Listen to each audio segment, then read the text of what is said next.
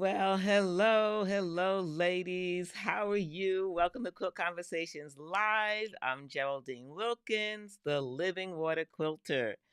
How are you? Hello, Cassie. Hello, Lori. Aloha, Wilda in Williamsburg. Hello to Linda. So glad that you're here. Hello, Rochelle. And Aretha is here. Hello. Sheila, hello. How are you, neighbor? It's been a while. And Sharon, it's always good to have you here. Did I miss anyone? Did I get everyone? Hello. How have you been? It seems like these weeks go by so fast. It seems like I was with you just last week. Well, meanwhile, I taught at a retreat. I was a guest teacher and I taught how to make the beautiful sister quilt. We had such a great time. It was so much fun to share the project with the ladies. Hello, Terry. So glad that you're here. And we talked a lot about piecing. It was a class where we sewed a quilt. So we talked a lot about fabric preparation. We talked about seam allowance. We talked about piecing techniques and pressing techniques. And that's actually part of our master class series.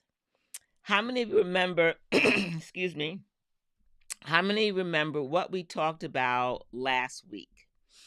Let me refresh your memory.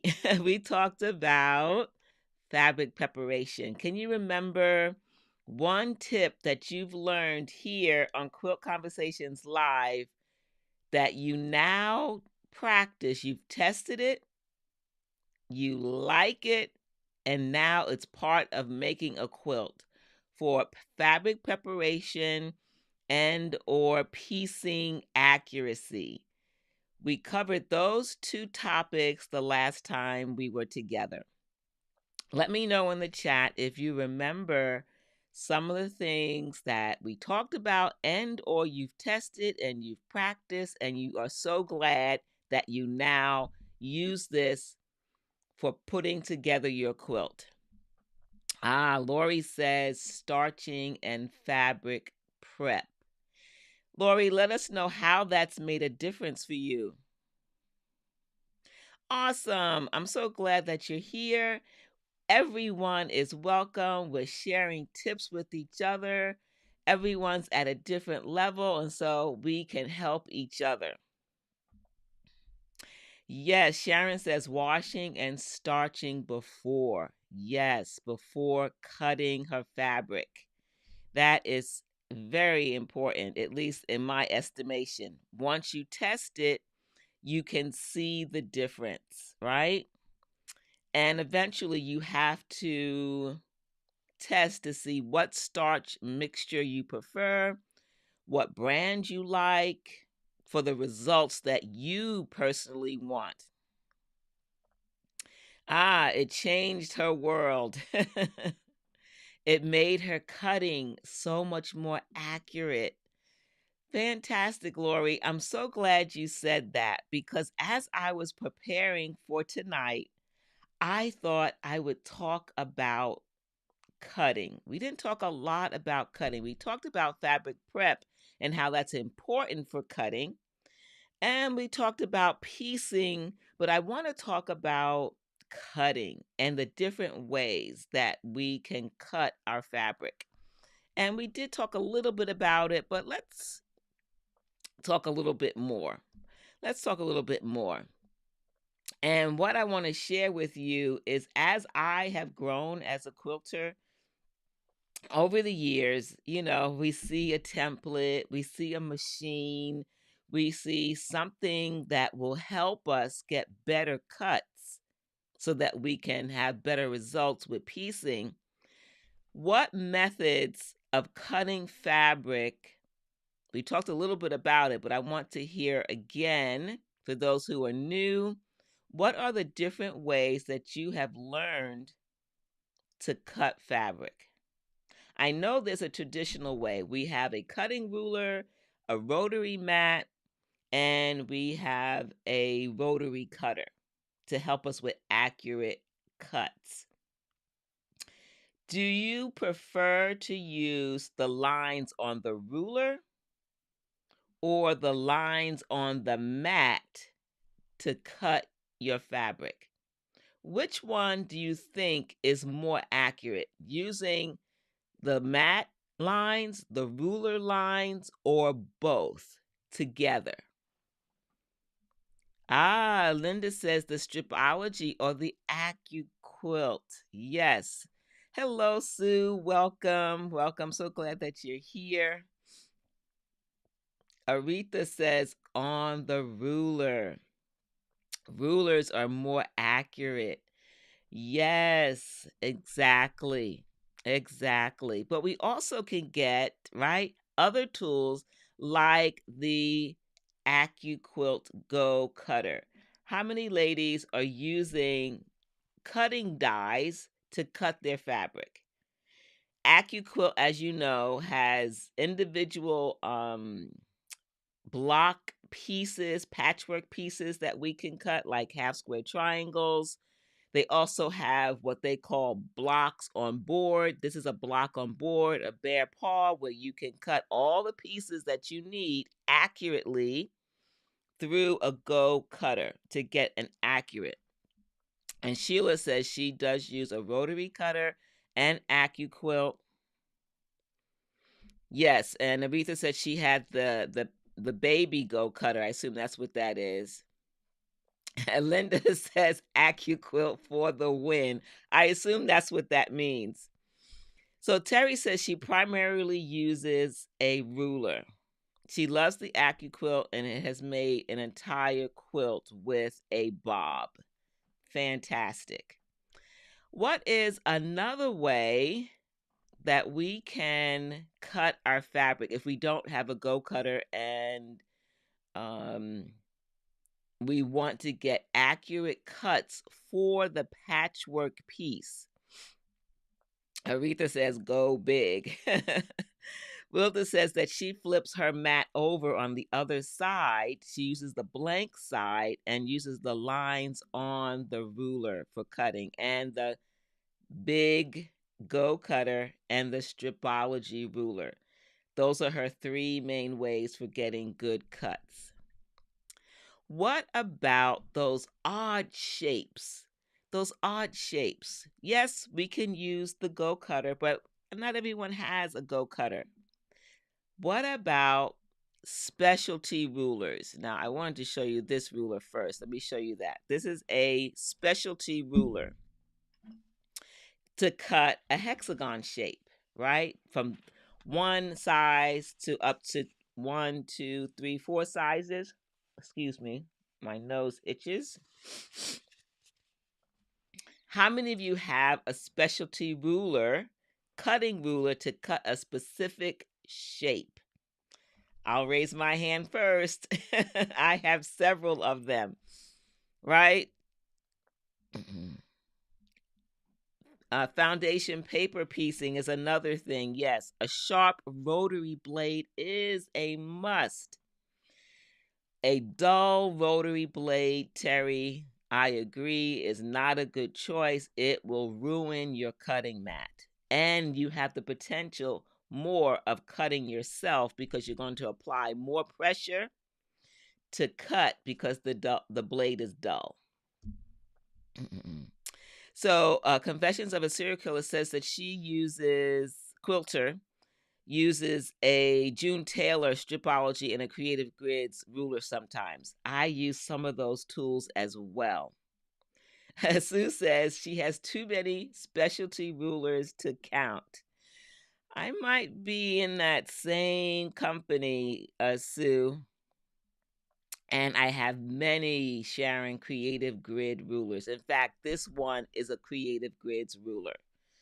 But when we have a tool like this, we can get accurate cuts to make blocks like this. So much fun, right? Accurate cuts are the next step to getting good piecing, good quilt blocks, right? Now, I don't think anyone else mentioned. Ah, there it is. Sheila said it. Templates. We can use templates, right? Sometimes templates and foundation paper piecing. I think someone mentioned that foundation paper piecing.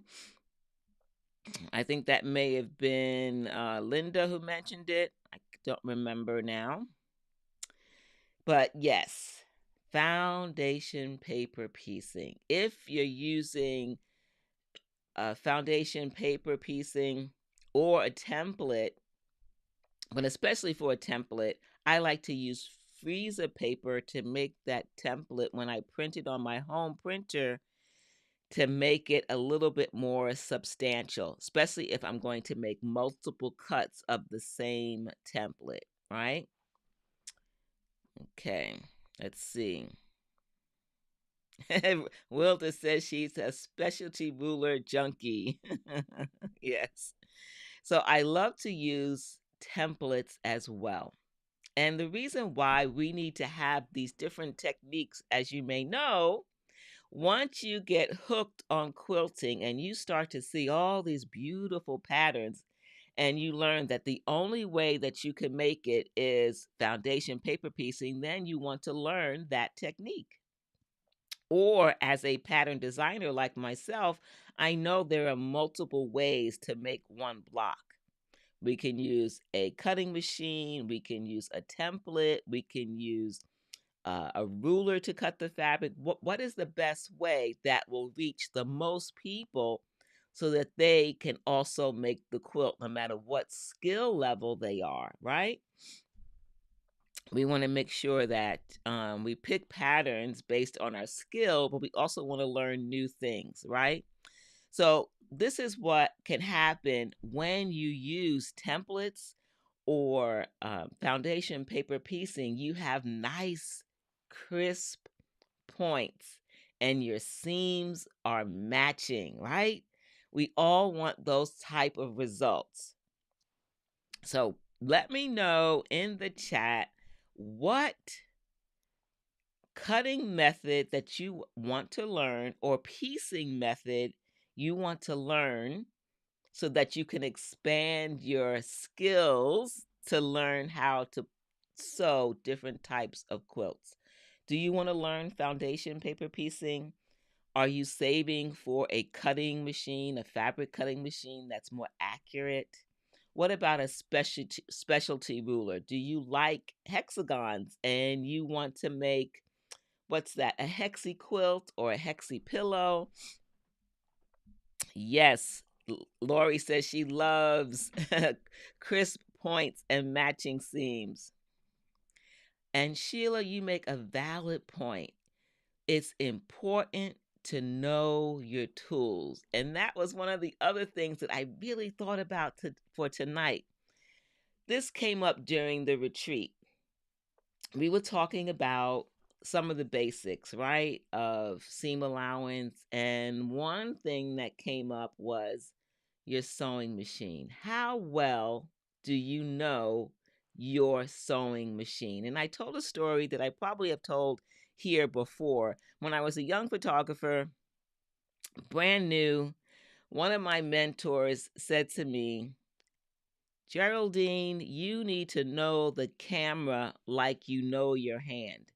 You use your hand, your fingers, your thumb, all of them without even thinking. You just do it. You don't think, hey, I'm going to use my thumb now, right? You just use it. And that's what he was trying to tell me, that when I hold a camera, I want to be so familiar with the controls. Excuse me.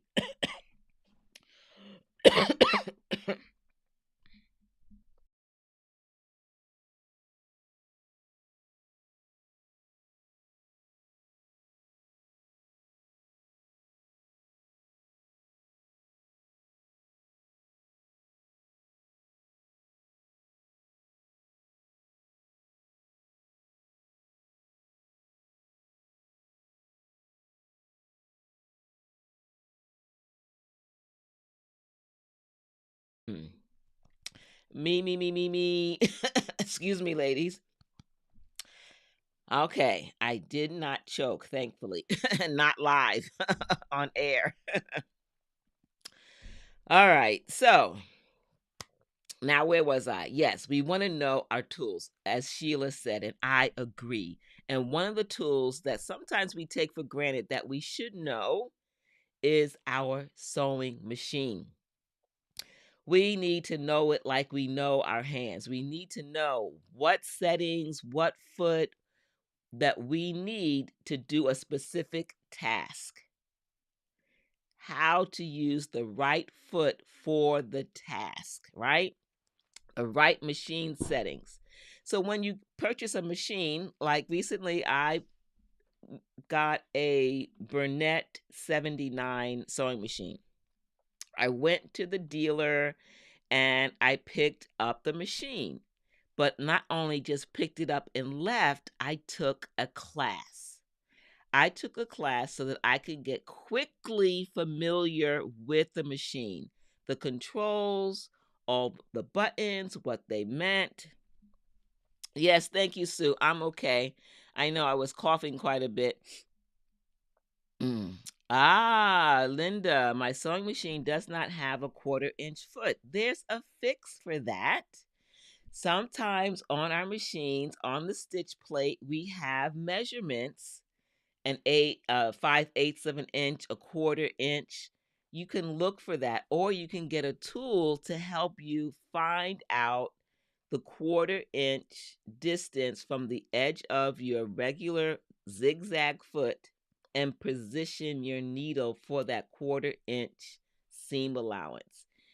There is, excuse me, a way to get a 1/4 inch seam allowance without using a 1/4 inch foot. You just have to find out which method works for your machine. Now, the other thing that I did was my machine is a sewing and an embroidery machine. So I went back to the dealer to get an introduction on how to use the embroidery part of the machine. Now, that I recommend highly. If you can take a class for your sewing machine, take it. Make the time. I want to hear from you ladies. How many of you have or a new machine? You picked it up, you're so excited, you took it home and it sat in the box in the corner of the room for 1 week, 2 weeks, 3 weeks. It turned into 1 month and then into 3 months. It sat in the box. Or maybe you took it out of the box and you didn't turn it on because you were afraid of the machine. I have to raise my hand. I did that with my quilting machine, my first big quilting machine. It was intimidating, right?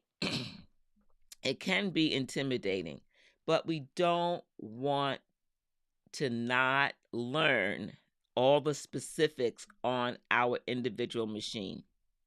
We must learn our machine, right?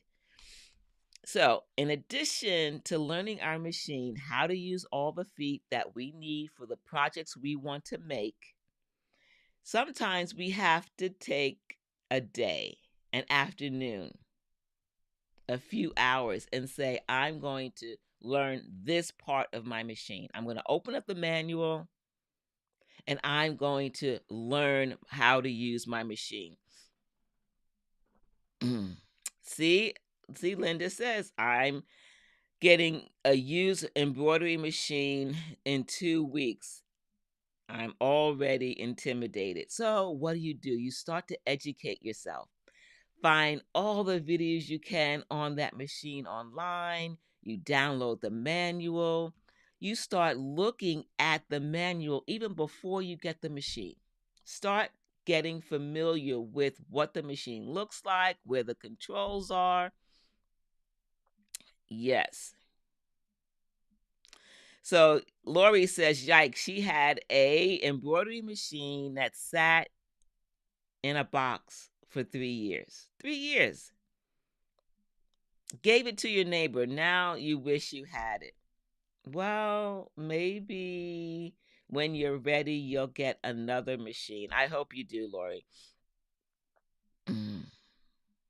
So Rochelle says she's still learning her Q20, but we are friends now. Yes, I love that you said that, Rochelle.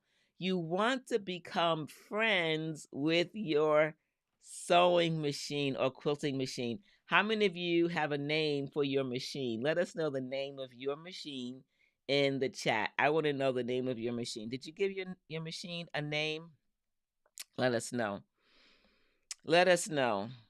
Sue says she used hers right away, then she took classes. And so at least she had an idea how the machine worked. And I love that. There are many classes. Awesome. And she took the machine out of the box. Fantastic, Sue. Awesome.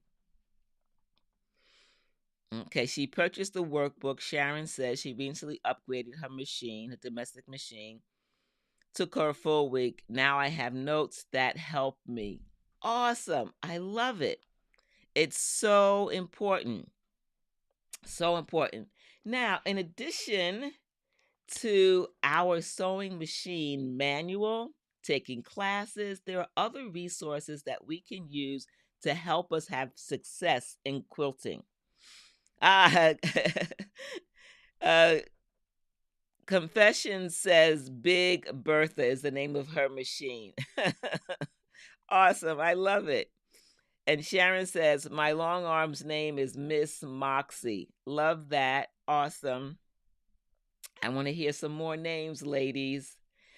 How many of you have other resource books that are reference tools, reference books for general sewing, for machine tips? Because machines, they have problems, right? And we sometimes have to solve them ourselves, whether it's tension problems or skip stitches and other things like that. And I've recommended these books before, but a lot of you ladies are new, so I thought I'd pull them off my bookshelf and share them with you. So let's take a look. Go to my overhead camera. Here we go. So this, I think, is a must-have book. It's a reference tool. Sewing machine reference tool, a troubleshooting guide to loving your sewing machine again. I love this book. And if you're on, excuse me, if you're on YouTube, I put a link to the books I'm going to share tonight in the description below the video. So there's links to the books I'm going to share tonight so that you can get your copy. Sharon says she has several reference books. And if I run into a problem, I will call my dealer and make notes. Sharon, you are so thorough. Fantastic. Okay, so Sue says her featherweight is called Dolly. Oh, the name of the person who gave it to her. Awesome. Hello, Benita. So glad that you're here. So Linda says she has a step-by-step binder that she uses every time that she loads a quilt. Fabulous. Awesome, awesome. So this one is a troubleshooting guide for different and common problems that we run into with sewing machines. And on one side, on one column, it's the problem. The middle column is the possible cause, and then the third column is what to do. And there are several of these. Let's see. So this side says skipping stitches, shredding, and breaking thread. Probable causes, and then what to do for that cause. And several pages of that. Fabric won't feed. Uneven stitch length. Fabric puckering. Problem, what to do. Then it has some information about the tension. A lot of us are afraid of tension, and this goes through it very thoroughly. What tension means, how it works on the machine, and how to set the settings. There's even a picture here I just noticed of a Bernina interface, which is interesting. It shows you the tension discs and what happens when the thread is not in the tension disc, when it's on top of the tension disc. Shows you the different types of bobbins and how to load it, all kinds of information. Then it shows you what a stitch looks like and where the tension should be within the quilt sandwich. It's just so many things in this book that I just love. Let me check the comments. Let's see, new comments. Rochelle says her Q20 is named Susie Q. I like that. Oh, Lori says that she has this book and it's very good. I like that the spiral bound helps it to lay flat as well. I love that too. It talks about the hook and all kinds of things, detailed information, so that you not only have your sewing machine manual and you know how to operate it, you know how a sewing machine works so that you can easily troubleshoot the problems. Then it talks about needle plate damage and what can happen with that. The wrong size thread stopper. You know how when you get the machine and we have all those thread stoppers? Which one is the right one to use with what spool? There's so much information in here. It's not complicated. You just find what you need, and it's a fantastic reference tool. So this is the first one. Must have. In my opinion, must have. Okay. The next one is this healthy and happy sewing. It's a smart way for chair position, standing position, exercises. Yes, Rochelle, the books are on my Amazon list. You're on YouTube. So if you go to the link below, go to the description box below the video, there are links to the books and they are on my Amazon shop. Yep. Tomorrow, my machine binding with serpentine stitch for the first time. Oh, that sounds like fun. Always test, right? Test on something that's not important to see the results so that you know exactly what's going to happen if you haven't already. So, do you have the right chair? Is the chair the right height? When you're cutting, are you standing in the right position? What about when you're pressing? You want to have your sewing, cutting, and pressing stations so that you don't injure your body, right? We want to be able to sew, cut, and press for hours. And then they give you tips on how to raise different types of tables to the right height. Inexpensive ways to raise a table. I like that too. Oh, there goes our favorite cutter.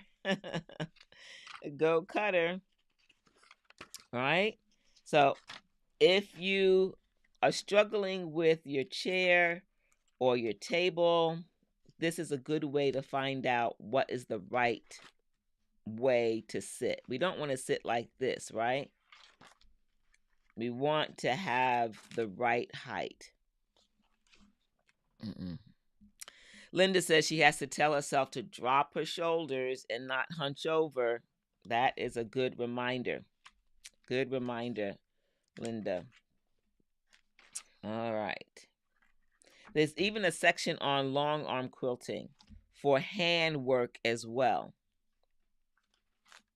So that's another good book. Then, if you are not a quilter, but you sew garments or other things, perhaps once in a while as a quilter you sew or mend garments or you make other things. This is another handy reference tool. It's the sewing reference tool. It talks about the different tools, stitches and seam treatments, ruffles, zippers, buttonholes, all kinds of things. And again, it has information about sewing machine feet, about different types of cutting tools. There are so many tools in our sewing space that we use on a regular basis. What type of straight pins are the right pins to use? What about sewing machine needles, right? Stitches and seam allowance. There are charts for cutting and joining bias strips. That's what this is about. Shows you exactly how to do that, how to make bias tape, how to do a blind hem, hemmed coverlets, quilted coverlet bedspread. It shows you so many things inside this. Let's look at the table of contents. So they have size charts, garment making, number conversions, home decor, zippers. These are the 3 books that I recommend to add to your sewing machine manual. Okay? Now, let's talk about piecing. Let's talk about piecing. Who knows? Someone mentioned earlier that they don't have a 1/4-inch foot. We can use a regular zigzag foot to create our seam allowance. How many of you check your seam allowance before you start stitching, even after you set up your machine with your foot, your needle position? Hey, Jean, how are you? So glad you're here. Awesome, awesome, awesome. So glad that you're here. Jean, I listed the books. You are on YouTube. Those 3 books are listed, and I'm going to double check right now. I'm watching on my laptop the YouTube channel. If you're on a computer, laptop, click more underneath the video, and you scroll down and you will see those 3 books, the links to those books. I can see them right now. Okay? They're right there. When we think about our seam allowance, we need to check it. We want beautiful seam allowance. We have taken the time to prep our fabric. We've taken our time for accurate cutting because we've used either a machine to cut it, we've used a template to cut it, or we've used a specialty ruler. I always, always, always check my seam allowance. After I set it up, I don't take it for granted. I check it, I check it, I check it. There are other ways. Hello, so glad that you're here, Anissa. Welcome, welcome. But there are other ways that we can sew our seams. Let me know in the chat what are the other ways that we can sew seams. After we've checked our seam allowance, we have our 1/4-inch or a scant 1/4-inch. Over time, we learn different methods to help us with sewing. Like, say, for instance, a curved seam. How many of us use a special tool to help us with curved seams? Or are you pinning? Do you pin as you sew? How about glue basting? Do you glue baste? I have tried many tools for curve piecing and I still cannot get curve piecing. I'm still practicing that technique. One day I'll get better, right? So now when I curve piece, generally I make the block bigger and then I cut it down to size. That's where I'm at right now in my learning of curve piecing. I know I get better results if I glue base the seam and then stitch the 1/4 inch. because I personally struggle with curve piecing. I've watched ladies who don't use pins. They just take the two pieces of fabric and they slowly guide them toward the needle. And I've tried that technique and I am not consistent. I know I need to practice my curved seams. I know I get better results with glue basting. And yes, Linda, I use that as well, washable school glue. And I make it every effort to keep the glue within the seam allowance so that it does not get near the needle, right? What else? We talked about foundation paper piecing. That's one way that we can piece and get accurate 1/4 inch seam allowance. Yes, I love it too. It does take longer, and I'm glad you mentioned that, Sue. There are some techniques, even paper piecing, that take longer, but you will be glad because the results can be spectacular. You know, those beautiful points, accurate quilt block sizes, the block isn't distorted, all those things. Yes, Rochelle, exactly. Not giving up. Exactly. Set the glue with an iron. Just dry that glue and you'll have no problems. I totally agree. Set the glue with a hot iron.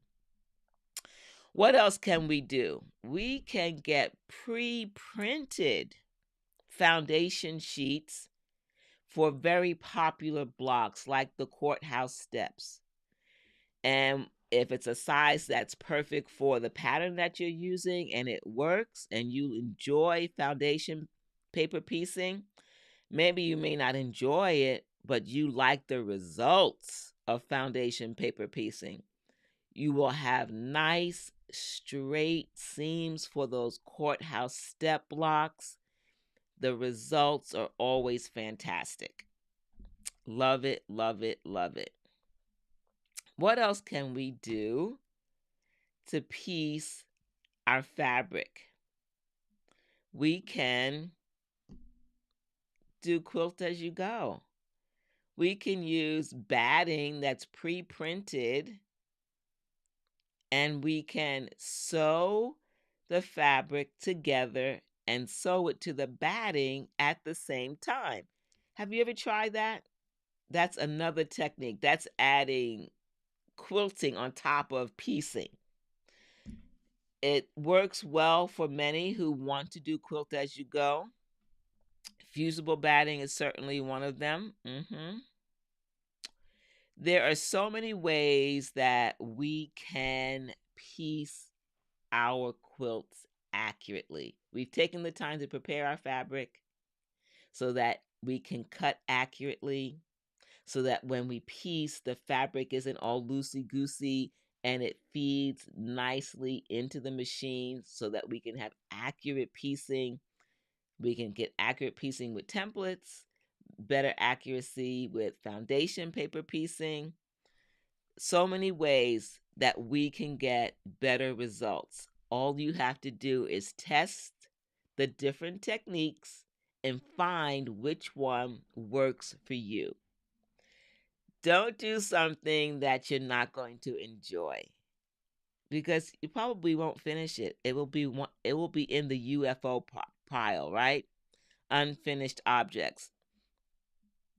Yes, Lori, double-sided quilting tape is also helpful. I agree. Yep, I just love all the tools that we have, right? Amazing. So the next step is pressing.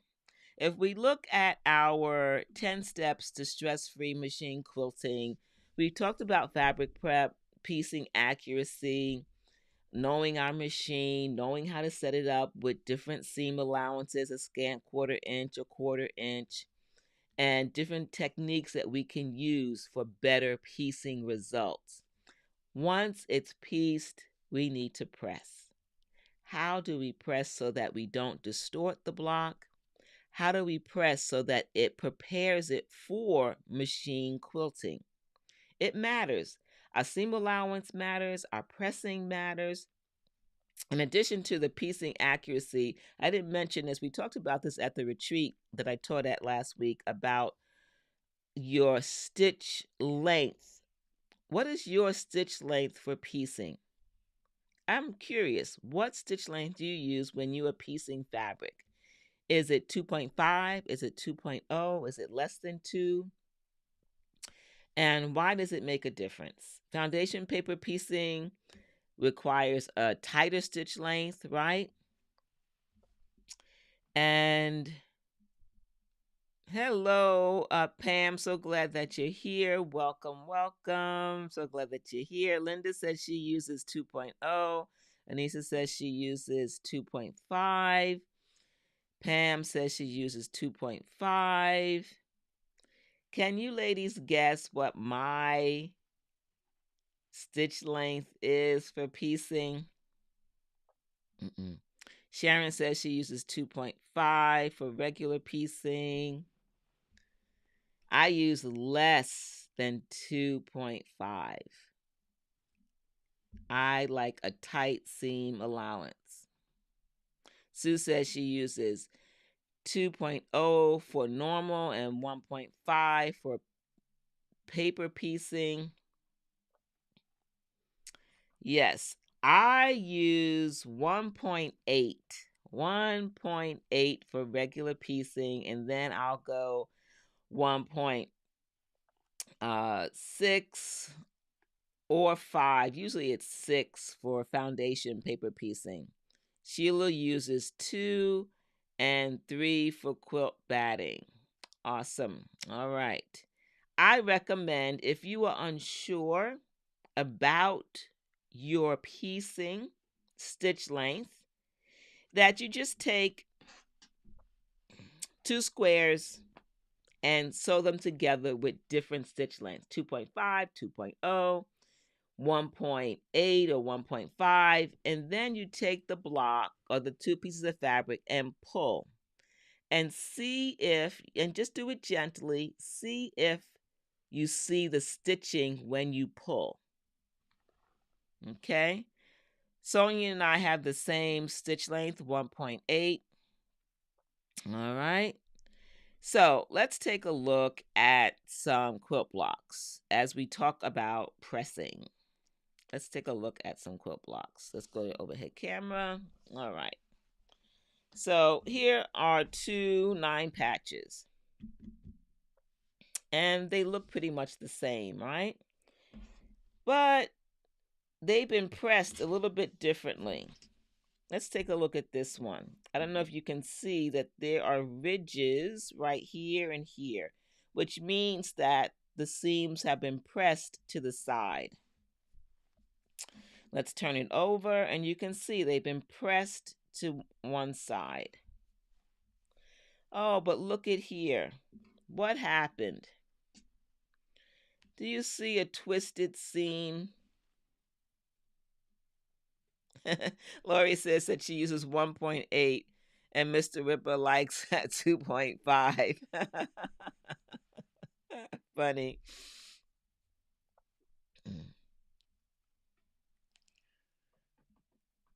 Ah, depends on the quality of the fabric. Interesting. Yes, the smaller stitches are harder to rip out if they are too tiny, but I don't want to rip out anything. I want to have a really nice, tight seam allowance. So I'm using 1.8, and when I pull, I don't see any stitches, right? I don't see them. It's not going to come apart while I am piecing, and the edge is not likely to come apart when I use a smaller stitch length, right? You can see that even though the thread is cut and there's no back stitching here, a tighter stitch length means that this seam is not opening. It's not opening, right? So what happens when we have this kind of mishap in our piecing? Do we want to leave that the way it is? See how that's twisted in the piecing. If I press it this way, this side is messed up. If I press it this way, I get bulkiness here. So what will I do? I will take that out and I will re-sew this so that I have a flat seam. We never want to leave it like this, twisted, because then you will feel that and the needle will go through that bulky area, right? So some said, Confession says she will snip it. Not a good idea. You're talking about snipping the fabric right here instead of taking out the seam. If you snip this fabric, you are going to compromise your seam allowance. And it's high potential that it can come out by snipping the fabric. So it's better to just take the extra few minutes and cut that and restitch the seam. Don't leave your fabric twisted. So, what happens when I press my seams open? Is there a difference? So, this side, it's pressed to one side. This side is pressed open. That's one of the reasons why I use a tighter stitch length, because I like to press my seams open. This is nice and flat. Here, there is a ridge. There's a ridge. Now, I don't always press my seams open, but when I can, depending upon the quilt pattern, that is my preference. And this is nice and flat compared to here. Not a lot of bulk. And I like nice flat areas. And I'll show you the other side. So this is pressed open from here to here. This part I did not press open. This is nice and flat. Flat here, and then there's bulk here. This is flatter here than here. Press to one side. Now, it just depends on the quilt. Could you spin the seams? Yes. Yes. Lori, I would not use the time that it takes to snip and put glue that could potentially wash out. I don't know. I can just take the seam out and re-sew it. That is the easiest and the best fix, right? That is my personal preference. If you want to snip it and use glue, I'd say try it and see what happens. And if it is fine for you, then you can do that. My recommendation is not to snip it. What about when we have a block like this? There are a lot of seams coming together here. And right here, tons of seams, nice and thick. It's pressed to one side. Would pressing open help this to rest and be flatter? That's a decision that you have to make as you're sewing. Know that pressing matters. It matters with the seam allowance, your stitch length that you're using. If you're using a long stitch length and you press open, the seams can be compromised, right?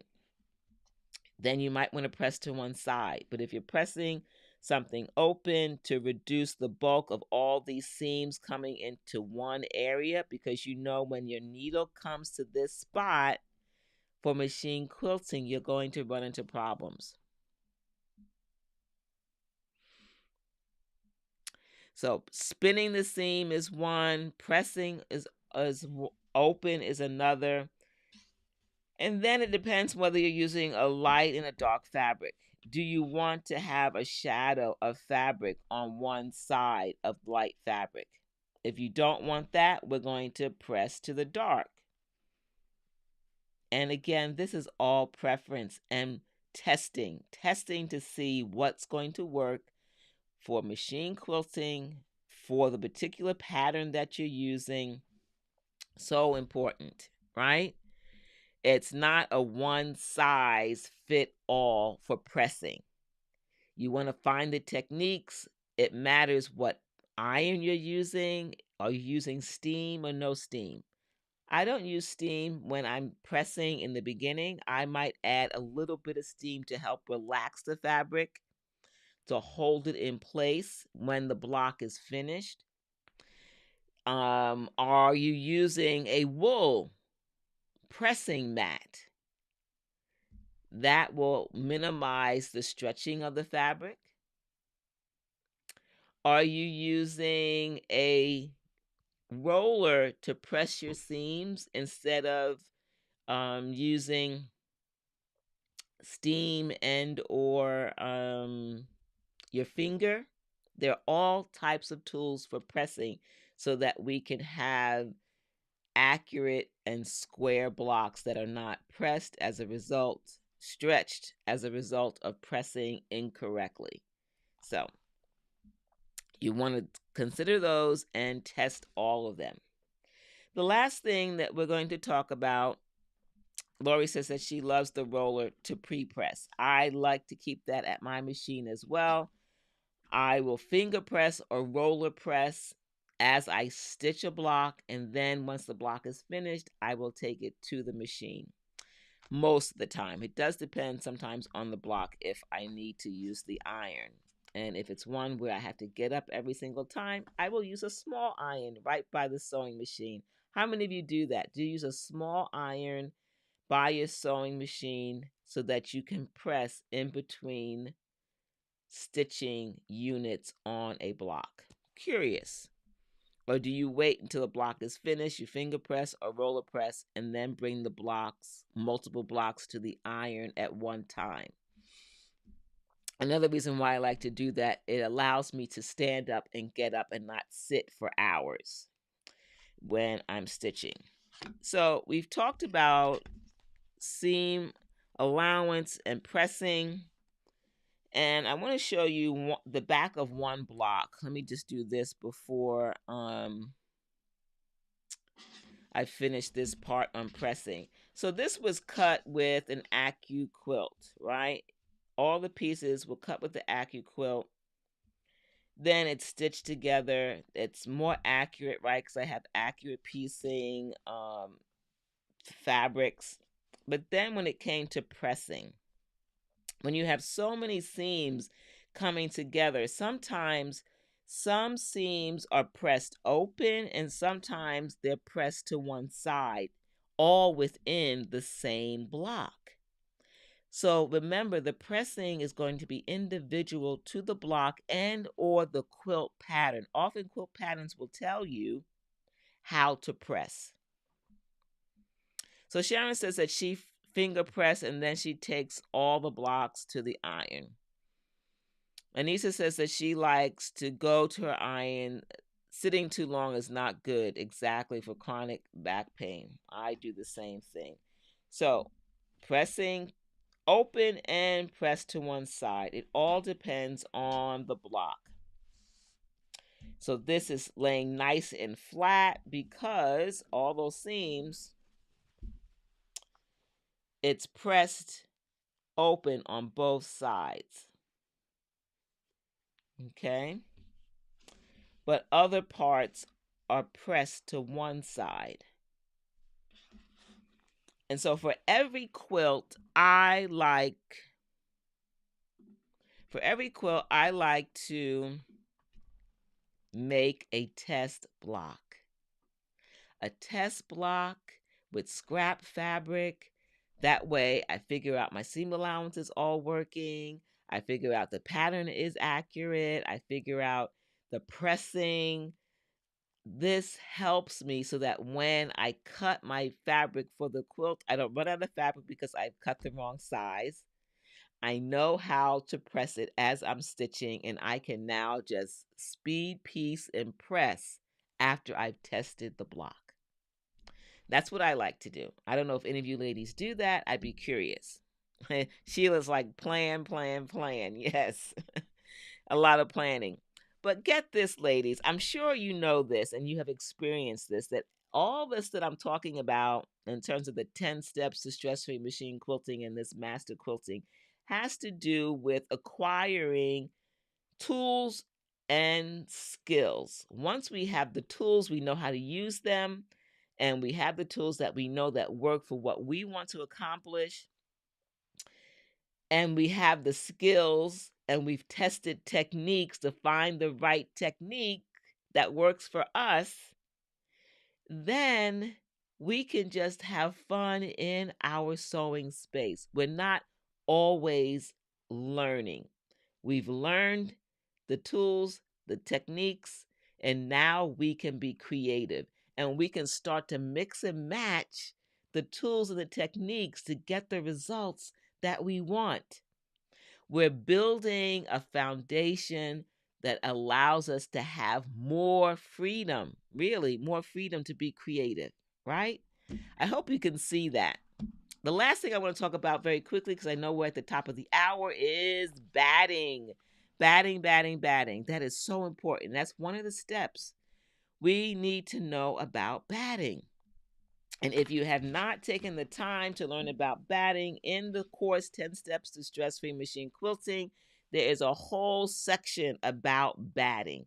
And I talk about different types of batting for different things, right?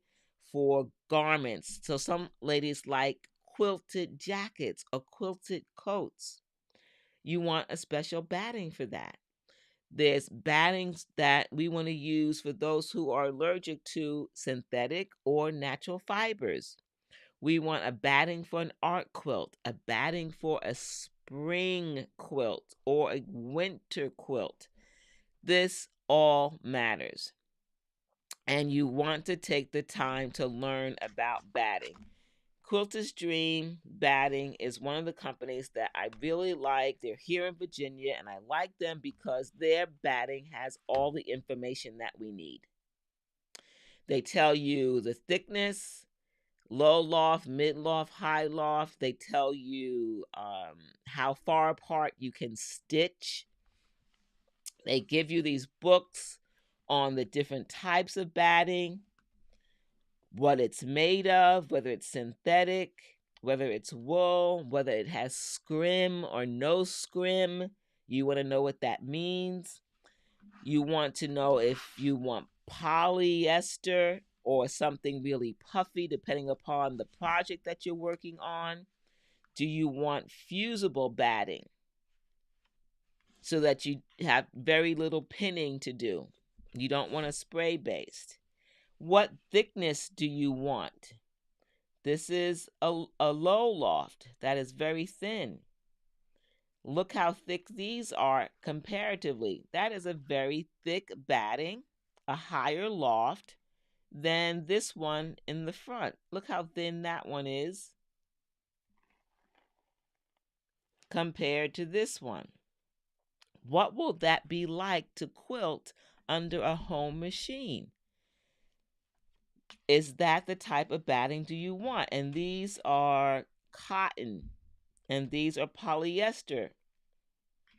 Do you need black batting? When you test out the different types of batting, you will pick generally one or two that you will use all the time. Let us know in the chat, what's your favorite batting? What's your go-to batting that you use for most of your quilts?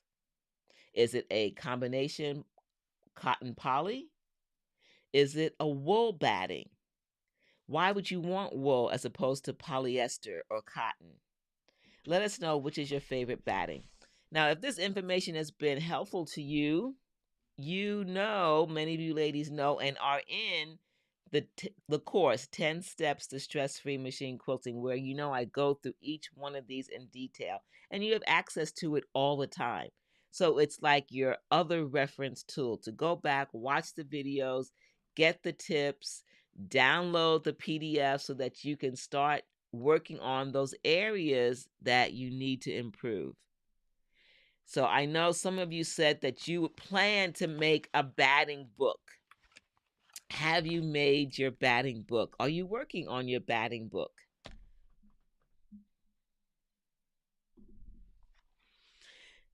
Yes, for the first time, she used a batting because of the colors in the quilt, dark quilt. Yes, that matters. Whether you want a white batting because you have white fabric, do you want to use dark or yellow batting with a quilt that has a lot of white in it? No, you want something that's going to be a white batting, right? Sonia says she likes the combination cotton and poly. Wilda says she likes Quilter's Dream. She prefers 100% cotton, but sometimes she will use 80/20 poly blend. Yes, Lori, hopefully you are going to make your book because Lori is in the 10 Steps to Stress Free Machine Quilting. She has access to all the videos anytime she wants. She can learn about piecing techniques and the different tools that I give demos on. She can learn about the different types of batting if she forgets that information. Also, we are going to go over thread. We are going to have another session on thread and talk about that in the course. There are 3 extensive videos on that. We will go through that next time we meet, ladies, which will be the first Friday in November. We're going to talk about what's next. We're at basting and quilt stabilization. So we've looked at fabric prep, piecing, we've looked at pressing methods, and we talked just now about batting. A brief overview about why you want to learn about batting. It all influences ultimately our machine quilting experience. Next time, we're going to talk about basting methods and quilt stabilization. How we stabilize a quilt in preparation for quilting. So the two of those go together, the batting and the basting and the quilt stabilization go together. All right. It has been awesome to be with you. November 3rd. Yes, Lori, thank you. If you're just joining us and you haven't joined the chat, join us next time. Join the conversation. Let us know about your quilting experience. When we do that and we share with each other, we are helping each other to grow and learn about new tips and tools and techniques that maybe someone doesn't know that you're using and you're doing. And don't keep this a secret. Let others know that you come to Quilt Conversations live. If you haven't subscribed, subscribe. And then, did you enjoy the session? Did you learn a few things? Hit the thumbs up. When you do those things, it tells YouTube, hey, we want to show this video to other ladies so that they too can learn about quilting tips, techniques, and other things to help them grow as a quilter.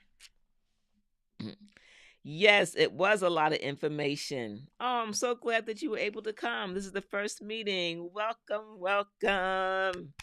Let us know your first name so I don't call you Confessions all the time. I'd love to know your name.